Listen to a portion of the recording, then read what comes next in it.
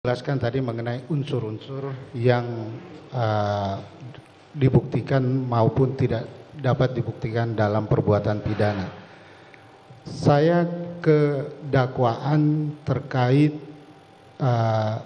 terdakwa Ferdy Sambo maupun terdakwa Ibu Putri Chandrawati yang didakwa pasal 340, 338. Saya ingin ahli menjelaskan mengenai unsur perbuatan pidana pembunuhan yang diatur dalam ketentuan pasal 340 KUHP dan 338 KUHP, serta apa yang menjadi perbedaan khusus di antara dua delik tersebut. Izin Yang Mulia untuk menjawab. Saya ingin mulai dulu pada unsur dari pasal 338 KUHP. Pada pasal 338 KUHP itu unsurnya terdiri dari barang siapa dengan sengaja menghilangkan nyawa orang lain. Kalau pada 340 ada tambahan unsur, yakni direncanakan lebih dulu. Jadi ini perbedaan yang sangat mendasar, bahwa kalau delik pembunuhan biasa 338 itu tidak ada kalimat direncanakan lebih dahulu.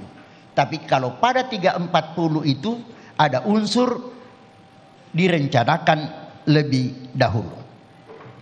Berikut saya kemudian ingin menjelaskan bahwa sebenarnya kejahatan ini,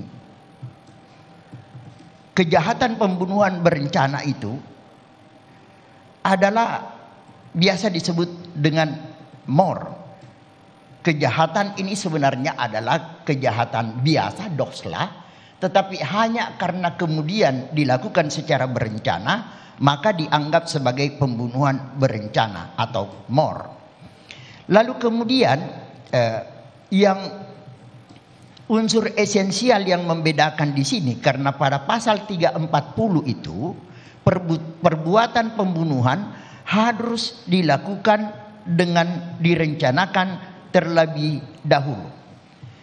Maka sebenarnya apa maksud atau makna yuridis, makna hukum dari unsur pasal direncanakan lebih dahulu, yang biasa disebut dengan Voorbaden Raad.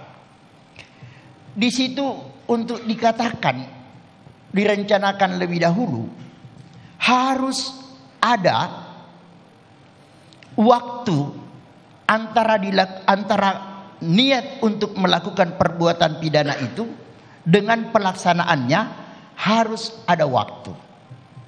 Dan waktu ini, ya, di samping waktu ini harus ada antara niat untuk melakukan perbuatan tindak pidana pembunuhan dan pelaksanaannya. Waktu ini pula kemudian disyaratkan bahwa waktu ini tidak juga boleh terlalu singkat, tetapi juga tidak terlalu lama. Kalau kita baca berbagai referensi hukum pidana itu, tetapi tidak terlalu singkat dan tidak terlalu lama. Tetapi yang penting ada waktu untuk berpikir bagi pelaku tindak pidana untuk memikirkan dengan cara bagaimana perbuatan pidana pembunuhan itu dilakukan dan di mana akan dilakukan. Dan kemudian pada diri pelaku itu harus ada satu keadaan ketenangan, ya, berpikir dengan tenang, ada satu ketenangan.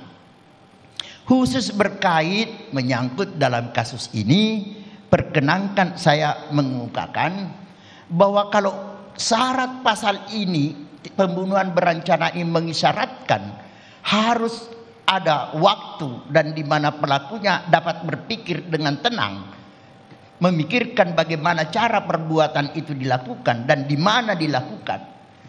Yang menjadi pertanyaan di dalam dalam pemeriksaan perkara ini adalah terdakwa FS ini mendapatkan pemberitahuan dari istrinya bahwa izin yang mulia, keberatan karena sudah menyangkut fakta.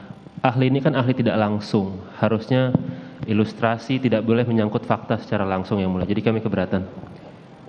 Ya, silakan dilanjut mengenai itu. Karena tadi pertanyaannya adalah seputar BAP.